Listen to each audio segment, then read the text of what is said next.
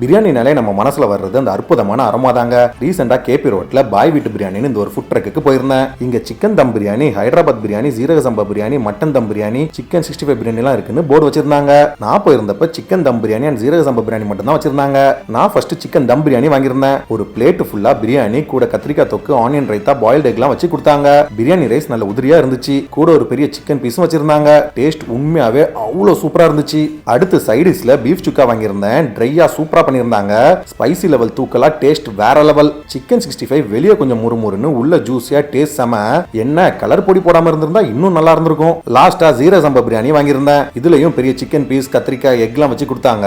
இந்த பிரியாணி எனக்கு நேத்து வச்ச பிரியாணி மாதிரி ஃபீல் ஆச்சு. அண்ட் டேஸ்ட்டுமே எனக்கு பிடிக்கல. ப்ராபபிலி உங்களுக்கு பிடிக்கலாம். இந்த கடை டெய்லி ஆஃப்டர்நூன் 12க்கு KFC ஆப்போசிட்ல ஓபன் பண்ணுவாங்க. சோ ட்ரை பண்ணிட்டு காமெண்ட்ஸ்ல சொல்லுங்க.